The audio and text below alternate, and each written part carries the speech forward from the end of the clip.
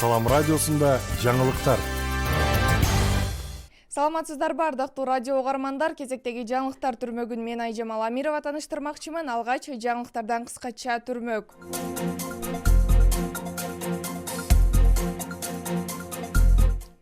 Баткендик ишкерлер мамлекеттен пайызсыз насыя алса болот. Лейлекте мал сарайда жашынып иштеп жүргөн чет өлкөнүн жараны кармалды. Аткезчилик жол менен ташылып келген дарылар аныкталды. Тарбиячы унаасы менен сүзүп кеткен оор абалдагы бала Бишкекке которулду. Эми ушул жаңылыктар менен кененирээк.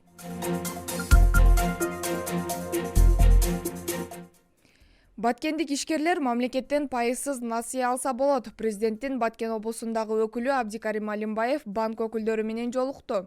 Жолугушууда Баткен облусуна берилген жеңилдетилген насыя боюнча сөз болду. Белгилей кетсек, Баткен облусун өнүктүрүү максатында Баткен облусун жеңилдетилген каржылоо долбоорунун алкагында берилип жаткан жеңилдетилген насыя Айыл банк, РСК банк, Керемет банк аркылуу берилип жатат. Насыя 3 жылга чейин пайызсыз, ал эми 5 жылга чейин 3% түзөт.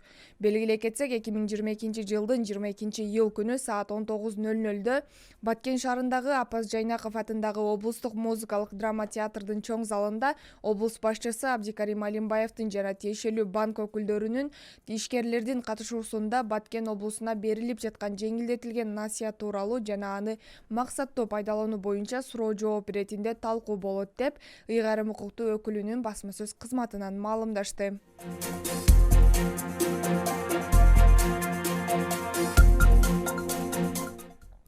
Лейлекте мал сарайда жашынып иштеп жүргөн чет өлкөнүн жараны кармалды. Баткен облустук милициясынын басма сөз кызматынан билдиришкендей, 2022 жылдын 18-iyulунда экстремизмге жана мыйзамсыз миграцияга каршы аракеттенүү кызматынын ыкчам иликтөө иш-чарасынын негизинде Лейлек районунун тоолуу аймактарынын биринде 37 жаштагы чет өлкөнүн жараны аныкталып кармалды. Ал Кыргызстандын мамлекеттик чек арасын мыйзамсыз бузуп өтүп, 2022 жылдын 2-июнунан бери Лейлек районунун 64 жаштагы тургунунун мал сарайында жумуш кылып, жан багып жүргөндүгү аныкталды. Бул факт мамлекеттик чек арадан мыйзамсыз өтүү беренесинин негизинде катталып, кармалган жаран убактылуу кармоо жайына киргизилген. Ал эми мыйзамсыз миграция иштерин уюштурган 64 жаштагы жарандын үстүнөн тергөө амалдары жүргүзүлүп жатат.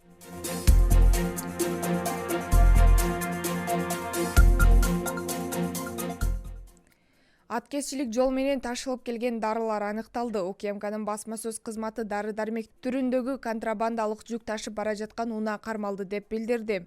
Өлкө аймагына кире беришинен Кыргыз Республикасынын жаранынын башкаруусундагы Крон аталган чиркейгиче менен кармалган Volvo үлгүсүндөгү жүк ташуучу унаа кармалган. Транспорттук кароодон өткөрүү линиясында ал жаран тиричилик буюмдары үчүн документтерин көрсөткөн.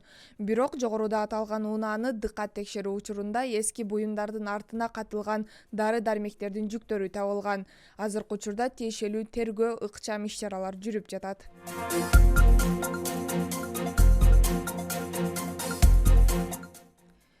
Тарбиячы унаасы менен сүзүп кеткен оор абалдагы бала Бишкекке которулду. Лейлек районунун Жаңы Жер айыл аймагына караштуу Шумкар бала бакчасынын кызматкери унаасы менен коюп кеткен 6 жаш баланын бирөөсү Бишкекке которулду. 2 жашар наристе табарсыгынан жана баш мээсинен оор жаракат алган. Анын абалы оор деп баалангандыктан Бишкек шаардык балдар ооруканасына которулган. Учурда анын абалы туруктуу экени айтылды. Ал эми райондук ооруканада дарыланып жаткан дагы 5 баланын абалы орто деп бааланууда. Белгилей кетсек, 15-iyulда Лейлектеги Шумкар бала бакчасынын кызматкери унаасын бакчанын короосундагы көлөкө жерге коем деп, ал жерде ойноп жаткан 6 жаш баланы коюп кеткен. Кырсыктын кесепетинен 6 бала жаракат алып, Кулунду айылдык ооруканасына жеткирилген. Алардын биринин абалы оор деп бааланган. Аталган факт боюнча Лейлек милициясында автомототранспорт каражаттарынын кыймылынын жана аларды эксплуатациялоонун коопсуздук эрежелерин бузуу беренеси менен кылмыш ишин козгогон. Алгачкы тергөө иштеринде унаасы менен балдарды коюп кеткен кызматкердин айдоочулук күбөлүгү жок экени аныкталган. Тиешелүү экспертизалар дайындалып, унаа айып короого киргизилген.